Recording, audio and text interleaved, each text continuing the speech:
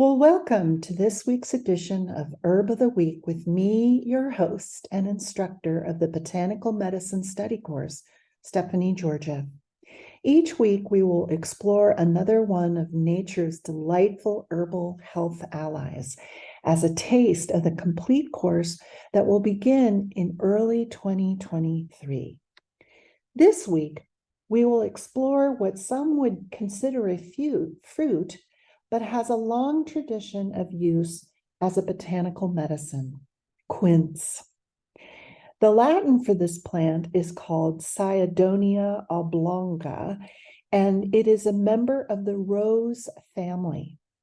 The Latin name of this family sounds a bit like a skin disease. It's called Rosaceae family, but obviously it's a plant family and not a skin disease.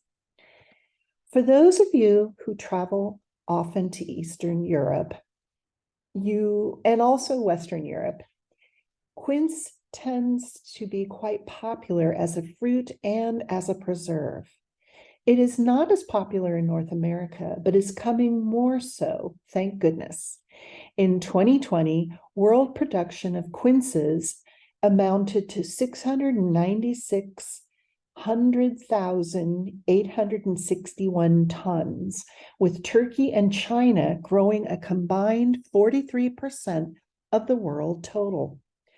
A native of Persia and Anatolia, we heard first about quince from the Akkadians, an ancient people from Mesopotamia.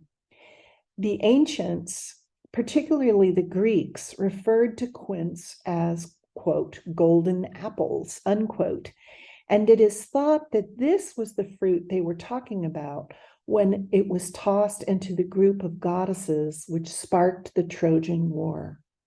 There are numerous types of quinces throughout Asia and Europe, and it is a prized member of the Chinese and Japanese materia medicas. A materia medica is a fancy name for a directory or encyclopedia of medicinal herbs. And here we can see close-up of quince flowers, and you can see why it's a member of the rose family. They look like wild roses.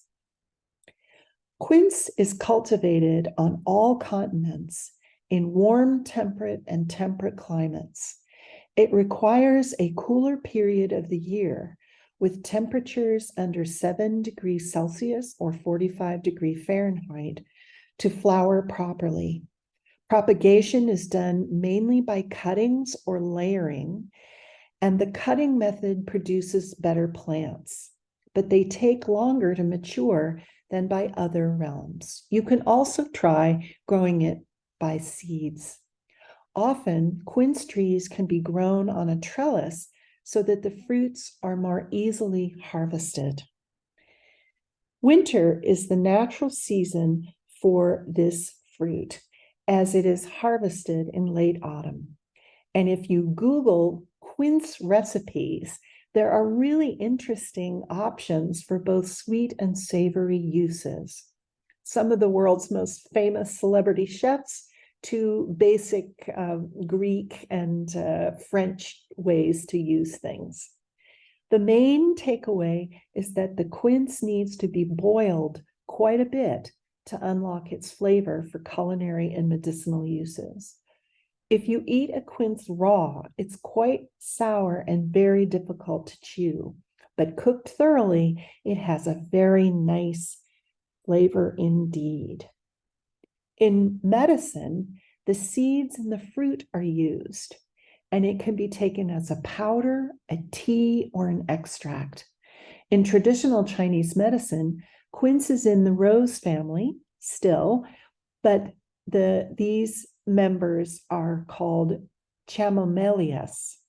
The pinyin for the dried quince herb is called mu gua and is found in many popular formulas for digestion issues, muscle, and joint pain, as the herb is in the category of herbs that dispel wind dampness.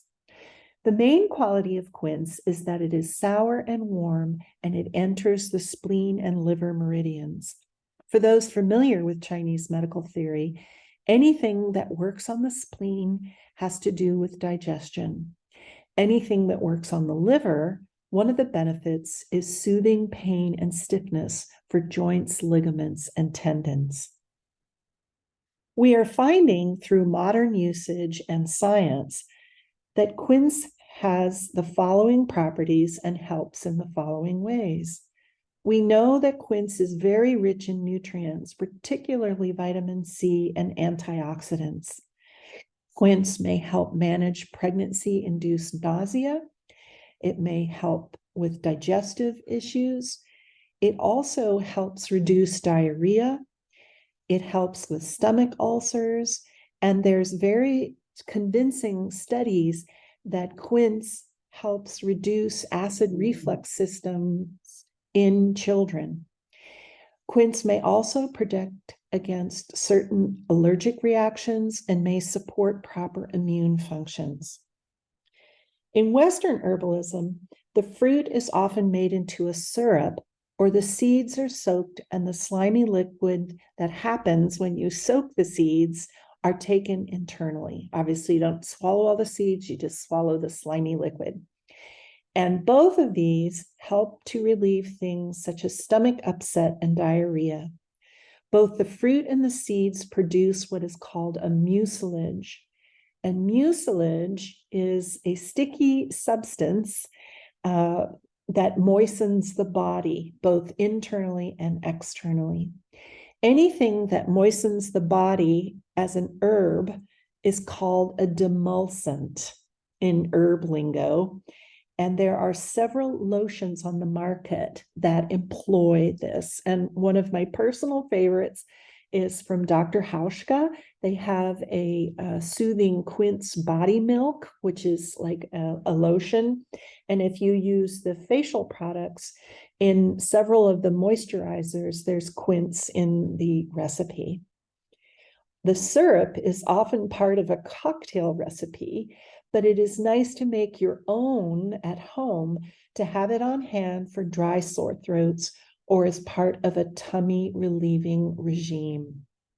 There are many recipes online for this, but basically you make a very strong tea by boiling the heck out of slices of either fresh or dried quince. Strain out the fruit and add either honey or sugar to thicken it up and make a syrup. Keep this on hand in the fridge and enjoy all winter long. I really hope that you can explore the wonderful world of quince.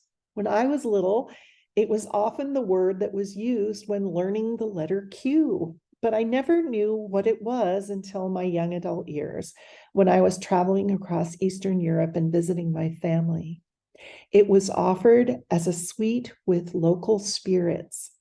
When I was serving in Peace Corps in Albania, I would buy quinces in the winter and boil them with sugar and have on hand to put in my morning porridge or as a sweetener in my tea. It was really quite delightful. I hope you will try this plant and come to know it as a valued member of our healing herbal allies. This is Stephanie Georgiev saying thanks so much for spending your valuable time with me.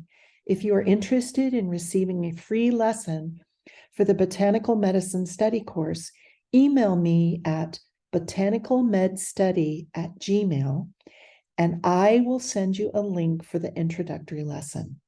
We hope to have the complete course done by early 2023, which is not so far away anymore. Until next time, be well, and thanks for watching.